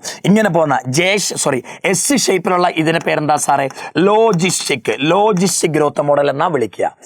ഇതാണ് 2 ഗ്രോത്ത് മോഡൽ. ഇവന്റെ equation dN/dt = R × N, dN/dt = R × N × K - N/K. R എന്ന് പറഞ്ഞാൽ intrinsic rate of natural increase. K എന്ന് പറഞ്ഞാൽ എന്താ? Carrying capacity. K എന്താ സാറേ? K എന്താന്ന് ചോദിക്കാറുണ്ട് ഇക്വേഷനിൽ. എന്താണ് K എന്ന് പറഞ്ഞാൽ? K എന്ന് പറഞ്ഞാൽ ക്യാരിയിങ് കപ്പാസിറ്റി. എന്താ carrying capacity? Maximum number of organism A population accommodate. ഒരു പോപ്പുലേഷനിൽ അവിടുത്തെ റിസോഴ്സ് എന്ന് പറഞ്ഞാൽ ഷെൽട്ടർ, ഫുഡ്, സ്പേസ്, അതൊക്കെ റിസോഴ്സ്. ഒരു പോപ്പുലേഷനിലെ റിസോഴ്സ് ഉപയോഗിച്ച് അവിടെ എത്ര ഓർഗാനിസത്തിന് ജീവിക്കാൻ പറ്റും? ആ മാക്സിമം നമ്പറാണ് carrying capacity represented by K. Maximum number of organism a population can accommodate. അടുത്ത ഇത് ചോദിക്കാറുണ്ട് സാറ്, ലേബൽ ചെയ്യാൻ. പോപ്പുലേഷൻ ഡെൻസിറ്റി തന്നിട്ട് ഇത് ഏതാണ്? ഇത് നാറ്റാലിറ്റി, ഇത് ഇമിഗ്രേഷൻ, മോർട്ടാലിറ്റി, ബർത്ത് റേറ്റ്. എന്താ മോർട്ടാലിറ്റി എന്ന് പറഞ്ഞാൽ? ഡെത്ത് റേറ്റ് ആണ് mortality. Number of mortal, M മരണം. ഞാൻ അങ്ങനെ ഓർക്കല്. മോർട്ടാലിറ്റി എം മരണം. Okay. Number of death per individual per unit time. Unit ടൈമിൽ പെർ ഇൻഡിവിജ്വൽ ഓരോ ആളെ വെച്ച് നോക്കുമ്പോൾ എത്ര ഡെത്ത് ഉണ്ടായി, അതാണ് മോർട്ടാലിറ്റി. അല്ലെങ്കിൽ എഴുതിയാൽ മതി number of death per unit time. അത് മതി, പെർ ഇൻഡിവിജ്വൽ എന്ന് വേണമെന്നൊന്നും ഇല്ല കേട്ടോ. അടുത്ത സാറേ, ഇത് ഓരോന്നും ഏതാ? ടിക്സ് ഓൺ ഡോഗ്. ഡോഗിന്റെ മുകളിൽ കാണുന്ന ചെല്ല് പാരസൈറ്റിസത്തിന് എക്സാമ്പിളാ. ഇത് ചോദിക്കും മക്കളെ. വെരി കിങ്ങിണി മക്കളെ, വെരി കിങ്ങിണി. ഇങ്ങനെ കുറെ എക്സാമ്പിൾ തന്നിട്ട് ഏത് ഇന്ററാക്ഷൻ ആണ് ചോദിക്കും. ടിക്സ് ഓൺ ഡോഗ്, ഡോഗിന്റെ മുകളിൽ കാണുന്ന ചെല്ല് പാരസൈറ്റിസമ. ഓർക്കിഡ് ആൻഡ് മാംഗോ കമൻസാലിസം ചോദിക്കും. ഓർക്കിഡ്, മാംഗോ, കമൻസാലിസമ. ഫംഗസ് റൂട്ടും ചേർന്ന് ഇരുന്നാൽ എന്താ? മൈക്രോറൈസ എന്നാ വിളിക്കുക. അത് മ്യൂച്വലിസത്തിന് എക്സാമ്പിളാ. ലൈക്കൻ, മ്യൂച്വലിസം. മൈക്രോറൈസും ലൈക്കനും ഒക്കെ മ്യൂച്വലിസത്തിന് എക്സാമ്പിളാ. കാറ്റിൽ, എഗ്രറ്റ് ആൻഡ് ഗ്രേസിംഗ് കാറ്റിൽ വെരി വെരി കിങ്ങിണി മക്കളെ, വെരി വെരി കിങ്ങിണി ഇടയ്ക്കിടയ്ക്ക് കാണും. കാറ്റിൽ ഗ്രേറ്റ് ആൻഡ് ഗ്രേസിങ് കാറ്റിൽ എന്ന് കേട്ടാൽ കമന്റ് സാലിസം എഴുതിക്കോ. ലൈസ് ഓൺ മാന്, മനുഷ്യന്മാരുടെ തലയിൽ കാണുന്ന പേന്, ചീകി എടുക്കാറില്ലേ പേന്, അത് പാരസൈറ്റിസിന് എക്സാമ്പിളാ. അടുത്ത Abingdon tortoise and goat competition എക്സാമ്പിളാ. കസ്ക്യൂട്ട ആൻഡ് ഓസ്ട്രി പാരസൈറ്റിസ് എക്സാമ്പിളാ. കസ്ക്യൂട്ട എന്ന് കേട്ടാൽ പാരസൈറ്റിസമാ. ഫിഗ് ട്രീ ആൻഡ് വാസ്പ്, ഫിഗും വാസ്പും ഒക്കെ മ്യൂച്വലിസത്തിന് എക്സാമ്പിൾ, നമ്മൾ സെക്ച്വൽ റീപ്രൊഡക്ഷനിൽ പഠിച്ചിട്ടുണ്ട്. ആൽഗെ ആൻഡ് ഫംഗൈ, ആൽഗയും ഫംഗയും ചേർത്തിരിക്കുന്നതിനെ ലൈക്കൻ എന്നാ വിളിക്കാം. ലൈക്കൻ എന്നോ മൈക്കോറൈറ്റ്സ് എന്നോ കേട്ടാൽ അത് മ്യൂച്വലിസമാ. ബലാനസ് ആൻഡ് കാറ്റമാലസ്, ഇവർക്കിടയിൽ കോമ്പറ്റീഷൻ നടക്കാറ്. ബലാനസ് ആൻഡ് കാറ്റമാലസ്. ലൈസോൺ ഹ്യൂമൻ നമ്മളിപ്പോ പഠിപ്പിച്ചതാ. മനുഷ്യന്മാരെ തലയിൽ കാണുന്ന പേൻ എന്തിന് എക്സാമ്പിളാ? പാരസൈറ്റിസത്തിന് എക്സാമ്പിളാ. ഓക്കെ മക്കളെ, എക്കോളജിക്കൽ പിരമിഡ് ആവും കുറെ ലിമിറ്റേഷൻ ഉണ്ട്. എക്കോളജിക്കൽ പിരമിഡിന്റെ ലിമിറ്റേഷൻ എന്താ? അവര് ഡീകമ്പോസേഴ്സിനെ ഉൾപ്പെടുത്തിയില്ല. പിരമിഡ് വരയ്ക്കാൻ നേരം ഡീകമ്പോസേഴ്സിനെ ഉൾപ്പെടുത്തിയിട്ടില്ല. പിരമിഡ് വരയ്ക്കാൻ നേരം ഒമിനിവോറിനെ ഉൾപ്പെടുത്തിയിട്ടില്ല. എന്താ സാർ ഒമിനിവോർ എന്ന് പറഞ്ഞാൽ? വെജും കഴിക്കും, അതേപോലെ നോൺ വെജും കഴിക്കും. വെജും നോൺ വെജും രണ്ടും കഴിച്ചാൽ എന്താ സാറേ? ഒമിനിവോറാ. വെജും നോൺ വെജും കഴിച്ചാൽ ഒമിനിവോറാ. ഈ ഒമിനിവോറുകളെ പിരമിഡ് വരയ്ക്കാൻ നേരം ഉൾപ്പെടുത്തിയിട്ടില്ല. ഡീകമ്പോസേഴ്സിനെ ഉൾപ്പെടുത്തിയിട്ടില്ല, ഒമിനിവോറിനെയും ഉൾപ്പെടുത്തിയിട്ടില്ല. അതേപോലെ പിരമിഡ് വരയ്ക്കാൻ നേരം ഫുഡ് വെബിനെ കണക്കാക്കിയിട്ടില്ല. നമ്മൾ പിരമിഡ് വരയ്ക്കാൻ നേരം ഫുഡ് ചെയിനെയാ പരിഗണിക്കല്. നടക്കില്ല. ഫുഡ് ചെയിനേക്കാൾ ലോകത്ത് കാണുന്നത് ഫുഡ് വെബാ. ലോകത്ത് കൂടുതൽ കാണുന്ന ഫുഡ് വെബിനെ പിരമിഡ് വരയ്ക്കാൻ നേരം ഉപയോഗിച്ചിട്ടില്ല. അപ്പൊ പറ, ഡീകമ്പോസേഴ്സിനെ ഉൾപ്പെടുത്തിയിട്ടില്ല. ഒമിനിവോർ എന്ന് പറഞ്ഞാൽ എന്താ? വെജും നോൺ വെജും കഴിക്കുന്നവര്. ഒമിനിവോഴ്സിനെ ഉൾപ്പെടുത്തിയിട്ടില്ല. പിന്നെന്താ സാറേ? Not accommodate. അക്കോമഡേറ്റ് പറഞ്ഞാൽ ഉൾപ്പെടുത്തിയിട്ടില്ല ഫുഡ് വെബിനെ. നമ്മൾ ഫുഡ് ചെയിൻ വരയ്ക്കാൻ നേരം പിരമിഡ് വരയ്ക്കാൻ നേരം ഫുഡ് ചെയിനാ പരിഗണിക്കല്. ഒരു കാര്യമില്ല, ഫുഡ് വെബാണ് പരിഗണിക്കേണ്ടത്. കാരണം അവനാണ് ഫുഡ് ചെയിനേക്കാൾ ലോകത്ത് കൂടുതൽ കാണുന്നത്. അടുത്ത പറ സാറേ, pyramid of energy always upright. എഴുതി വെച്ചോ, നാളത്തെ 2 മാർക്ക് ക്വസ്റ്റ്യനാ. പിരമിഡ് ഓഫ് എനർജി എപ്പോഴും അപ്രൈറ്റ് ആണ്. കാരണം എന്താ? 10% ഒറ്റ ലൈൻ എഴുതി വെച്ചാൽ മതി. Pyramid of energy always upright എന്താ? 10% നിങ്ങൾക്കറിയാലോ. ഇത് എക്സ് ആണ്, ഇത് വൈ ആണ്, സെഡ് ആണെങ്കിൽ ഇവന്റെ എനർജി എത്രയാണോ അതിന്റെ 10% ഇവന് കിട്ടുക, അതിന്റെ 10% ഇവന് കിട്ടുക. 10% എന്നാ വിളിക്കുക. ഈ 10% കാരണം ആ പിരമിഡ് ഓഫ് എനർജി എപ്പോഴും ഏത് ഷേപ്പിൽ കാണുക? എപ്പോഴും ഈ ഷേപ്പിൽ കാണുക. ഈ ഷേപ്പിന്റെ പേര് അപ്രൈറ്റ്. ഈ ഷേപ്പിന്റെ പേരെന്താ? തലകുത്തി നിൽക്കുന്ന ഷേപ്പിന്റെ പേരെന്താ? ഈ ഷേപ്പിന്റെ പേര് ഇൻവേർട്ടഡ്. ഇത് അപ്രൈറ്റ്. പിരമിഡ് ഓഫ് എനർജി എപ്പോഴും അപ്രൈറ്റാ. കാരണം എന്താ? 10% ലോയാ. പിരമിഡ് ഓഫ് എനർജി എപ്പോഴും അപ്രൈറ്റാ. ഓക്കെ, ജൂൾ ആണ് എനർജിന്റെ യൂണിറ്റ്. പിരമിഡ് ഓഫ് നമ്പറോ അപ്രൈറ്റും ഇൻവെർട്ടഡ് കിട്ടാറുണ്ട്. ഇൻവെർട്ടഡ് കിട്ടുന്നത് ഫോറസ്റ്റിലാ മക്കളെ, ഓർത്ത് വെച്ചോണം. നമ്പറുകൾക്ക് യൂണിറ്റ് ഇല്ല. പിരമിഡ് ഓഫ് ബയോമാസ് അവരുടെ unit kg/m². Pyramid of biomass ചിലയിടത്ത് അപ്രൈറ്റ് ഷേപ്പ് കിട്ടും, ചിലയിടത്ത് ഇൻവെർട്ടഡ് കിട്ടും. ഇൻവെർട്ടഡ് കിട്ടുന്നത് അക്വാട്ടിക്കില. പിരമിഡ് ഓഫ് എനർജി എപ്പോഴും അപ്രൈറ്റാ. പിരമിഡ് ഓഫ് നമ്പർ ഇൻവെർട്ടഡ് കിട്ടും ഫോറസ്റ്റില്, പിരമിഡ് ഓഫ് ബയോമാസ് ഇൻവെർട്ടഡ് കിട്ടും അക്വാട്ടിക്കില്. ഓർത്ത് വെച്ചേക്കനേടാ. അടുത്ത ഡീകമ്പോസിഷനെ കൂട്ടുന്നവരാരൊക്കെ? Nitrogen, oxygen, sulphur, sugar, temperature, humidity. Nitrogen സൾഫറോ nitrogen oxygen sugar, temperature, humidity, ഈർപ്പം, ഇതൊക്കെ ഡീകമ്പോസിഷനെ കൂട്ടും. എന്നാൽ കൈറ്റിനെ ലിഗിനെ കുറയ്ക്കും മക്കളെ. കൈറ്റിനും ലിഗിനും ഉണ്ടോ? ഡീകമ്പോസിഷൻ മർഗയാ, ഡീകമ്പോസിഷൻ കുറവായിരിക്കും. അടുത്ത സാറേ, NPP GPP എന്താ? Gross primary productivity, net primary productivity. ഇവർ കണക്ട് ചെയ്യുന്ന ഇക്വേഷൻ എന്താ? GPPയിൽ നിന്ന് റെസ്പിരേറ്ററി ലോസ് കുറച്ചാൽ NPP കിട്ടും. എന്ന് പറഞ്ഞാൽ എന്താ? റെസ്പിരേറ്ററി ലോസാ. മക്കളെ, GPP gross primary productivity, NPP net primary productivity. GPPയിൽ നിന്ന് 6 കുറച്ചാൽ NPP ആയി മക്കളെ. അടുത്ത സ്റ്റെപ്പുകൾ പറയാനാട്ടോ. ഫ്രാഗ്മെന്റേഷൻ എന്ന് പറഞ്ഞാൽ എന്താ? ഡെട്രിറ്റിവോർ സാധനങ്ങളെ ബ്രേക്ക് ചെയ്യുക സ്മോൾ ആയിട്ട്, അതാണ് ഫ്രാഗ്മെന്റേഷൻ. ഇതാണ് ഫ്രാഗ്മെന്റേഷൻ എന്ന് പറഞ്ഞാൽ, അതാണ് സാറേ ഫ്രാഗ്മെന്റേഷൻ എന്ന് പറഞ്ഞാൽ. ഇതാണ് ഫ്രാഗ്മെന്റേഷൻ. ലീച്ചിങ് എന്ന് പറഞ്ഞാൽ എന്താ? വാട്ടർ സോലുബിൾ സാധനങ്ങൾ മണ്ണിന്റെ അടിയിലേക്ക് പോവാം. Water soluble inorganic substance go down into soil. മണ്ണിന്റെ അടിയിലേക്ക് പോകുന്ന കേട്ടാൽ ലീച്ചിങ്. കാറ്റബോളിസം എന്താ? ഫ്രാഗ്മെന്റേഷൻ വഴി ചെറുതാക്കിയ സാധനങ്ങളെ ഒന്നുകൂടെ ചെറുതാക്കുക, അതാണ് catabolism by bacteria and fungus. Bacteria ഫംഗസുകൾ ഡെട്രിറ്റസിനെ ഒന്നുകൂടെ സിമ്പിൾ ആക്കും. അടുത്ത മിനറലൈസേഷൻ എന്ന് പറഞ്ഞാൽ എന്താ? ഹ്യൂമസിൽ നിന്ന് കുറെ ഇനോർഗാനിക് ന്യൂട്രിയൻസ് ഉണ്ടാക്കിയെടുക്കുക, അതാണ് മിനറലൈസേഷൻ. ഹ്യൂമസ് അറിയാലോ, ഡാർക്ക് കളേർഡ്, അമോർഫസ്, ഷേപ്പ് ഇല്ലാത്തത്. പിന്നെന്താ? Rich in nutrients. പിന്നെന്താ മക്കളെ? Slowly undergo decomposition, resistant to microbe. അതൊക്കെയാണ് ഹ്യൂമസിന്റെ പ്രത്യേകതകൾ. സ്റ്റാൻഡിങ് ക്രോപ്പ് എന്ന് പറഞ്ഞാൽ എന്താ? രാമനോട് ചോദിച്ചു സ്റ്റാൻഡിങ് ക്രോപ്പ് എന്താ? രാമനോട് ചോദിച്ചാൽ നിങ്ങൾ പറയണം. എന്താ സാറേ സ്റ്റാൻഡിങ് ക്രോപ്പ് എന്ന് പറഞ്ഞാൽ? എക്സിനെ വൈ കഴിച്ചു, വൈനെ സെഡ് കഴിച്ചു. ഇത് T1, ഇത് T2, ഇത് T3. ഇതല്ലേ ട്രോഫിക് ലെവൽ. ഓരോ ട്രോഫിക് ലെവലിലും എത്ര ബയോമാസ് ഉണ്ട്? ഈ ട്രോഫിക് ലെവലിൽ എത്ര ബയോമാസ് ഉണ്ട്, ഇതിൽ എത്ര ഉണ്ട്, ഇത് എത്ര ഉണ്ട്? ബയോമാസ് എന്ന് പറഞ്ഞാൽ weight, amount of biomass present at each trophic level. ഓരോ ട്രോഫിക് ലെവലിലും എത്ര ബയോമാസ് ഉണ്ട്, ആ എമൗണ്ടിനെ വിളിക്കുന്ന പേരാണ് സ്റ്റാൻഡിങ് ക്രോപ്പ്. ഇടയ്ക്കിടയ്ക്ക് ചോദിക്കാറുണ്ട് amount of biomass at each trophic level. ഓരോ ട്രോഫിക് ലെവലിലും എത്ര ബയോമാസ് ഉണ്ട് സാറേ? അതാണ് സാർ എന്ത് സ്റ്റാൻഡിങ് ക്രോപ്പ് എന്ന് പറഞ്ഞാൽ. ഓക്കെ മക്കളെ, ഇത്രേ ഉള്ളൂ മക്കളെ നമ്മുടെ ഇമ്പോർട്ടൻറ്റ് ടോപ്പിക്കുകൾ ഞാൻ വേഗം പറഞ്ഞു തന്നിട്ടുണ്ട്. 5 ചാപ്റ്റർ നമ്മൾ ഡിസ്കസ് ചെയ്തിട്ടുണ്ട്. പഠിച്ചേക്കണേടാ, ഒറ്റ കാര്യം പറയാനുള്ളൂ, പഠിച്ചേക്കണേടാ മക്കളെ. പഠിച്ചാലേ നമുക്ക് എന്തെങ്കിലുമൊക്കെ ഒന്ന് കിട്ടുള്ളടാ ലൈഫിൽ. അതുകൊണ്ട് പഠിച്ചേക്കണേടാ. പ്രശ്നങ്ങൾ എല്ലാവർക്കും ഉണ്ട് മക്കളെ. നമ്മുടെ പ്രശ്നമാണ് ലോകത്തിലെ ഏറ്റവും വലിയ പ്രശ്നമെന്ന് നമ്മൾ ആലോചിച്ചിരിക്കുന്നിടത്താണ് മക്കളെ യഥാർത്ഥ പ്രശ്നം. നമ്മളത് മാറ്റാൻ ചിന്തിക്കാറുണ്ടോ? ഇല്ല സാറേ. നമ്മളെക്കാൾ ദുരിതങ്ങളും പ്രശ്നങ്ങളും ഉള്ളവരൊക്കെ എത്രയോ വലിയ നിലയിൽ എത്തിയിട്ടുണ്ടാ. നിങ്ങളൊരു ചെറിയ എക്സാമ്പിളായിട്ട് വേണം നിങ്ങൾ എന്നെ എടുത്തോടാ. 10 കൊല്ലം വാടക വീട്ടിൽ കഴിഞ്ഞിട്ട് അച്ഛൻ ലോട്ടറി വിറ്റ് കൊണ്ടുവരുന്ന 250 രൂപ കൊണ്ട് 10 കൊല്ലം കഴിഞ്ഞ ആളാ ഞാൻ. 10ാം ക്ലാസ് വരെ മലയാളം എടുത്തി പഠിച്ചു. +1 +2 മാർക്ക് കിട്ടാതായപ്പോൾ അമ്മ ട്യൂഷന് പൊക്കോളാൻ പറഞ്ഞു. കയ്യിലുണ്ടായിരുന്ന ആകെ ഒരു സ്വർണ്ണ അമ്മേൻ്റെ വളയാ. അത് വിറ്റമ്മ എനിക്ക് 16,000 രൂപ തന്നു ട്യൂഷൻ പഠിക്കാൻ. അതുകൊണ്ട് കഷ്ടപ്പെട്ട് പഠിച്ച് ഫുൾ A+ വാങ്ങിയ ഒരാളാണ് ഞാൻ. 10 കൊല്ലം വാടക വിട്ട് കഴിഞ്ഞപ്പം അമ്മേൻ്റെ ഏറ്റവും വലിയ ആഗ്രഹം സ്വന്തമായിട്ടൊരു വീടാ. ഞാൻ ഉണ്ടല്ലോ മക്കളെ, ക്ലാസ്സൊക്കെ എടുത്ത് കിട്ടുന്ന പൈസയൊക്കെ കൂട്ടി വെച്ച് ഒരുപാട് ഒരുപാട് കൂട്ടി വെച്ച് അമ്മയ്ക്ക് സ്വന്തമായിട്ട് പട്ടാമ്പിയിൽ ഒരു വീട് വാങ്ങിക്കൊടുത്തൊരു മകനാണ് ഞാൻ. പണ്ട് എൻ്റെ അമ്മയച്ഛന് ഒരുപാട് ദുരിതങ്ങൾ അനുഭവിച്ചിട്ടുണ്ട്. ഇന്ന് അവർക്ക് വേണ്ടതെല്ലാം വിരൽ തുമ്പിലുണ്ടടാ. എന്തുകൊണ്ടാ? ഞാൻ കാരണമാ. എനിക്കത് എന്തുകൊണ്ടാണ് കിട്ടിയേ? പഠിച്ചത് കൊണ്ടാ നിങ്ങൾക്ക് ഇതൊക്കെ പറഞ്ഞു തരാൻ പറ്റണത്. പഠിച്ചേക്കണം മക്കളെ, എനിക്കതേ പറയാനുള്ളൂ. നല്ലപോലെ അങ്ങ് പഠിച്ചേക്കുക. നിങ്ങളൊന്ന് പഠിച്ചു നോക്കും മക്കളെ, നിങ്ങളുടെ ലൈഫ് മാറും നിങ്ങൾക്ക് തന്നെ മനസ്സിലാവും. You can feel it. നിങ്ങൾക്ക് പറ്റും മക്കളെ. കമോൺ ഗൈസ്, ഇത്രയും നമ്മൾ ക്വസ്റ്റ്യൻ ചെയ്തിട്ടുണ്ട്. പഠിച്ചേക്കണേടാ. ഈ ക്വസ്റ്റ്യൻ ചെയ്തതിൽ ഏറ്റവും കൂടുതൽ ഏത് ഭാഗമാണ് മനസ്സിലായത് എന്നൊന്ന് കമൻറ്റ് ചെയ്യണേ. ഇനി നിങ്ങൾക്ക് എന്തെങ്കിലും എന്നോട് പറയാനുണ്ടോ? സാർ വൈകുന്നേരത്തെ ലൈവിൽ ഇത് എടുക്കണേ, അല്ലെ സാർ ഈ ടോപ്പിക് എടുക്കണേ, എന്തെങ്കിലും നിങ്ങൾക്ക് പറയാനുണ്ടെങ്കിൽ പറഞ്ഞേക്കും മക്കളെ. പഞ്ചാര മുഞ്ചാരകളെ, മൊഞ്ചമാര മൊഞ്ചത്തുകളെ. Bye bye.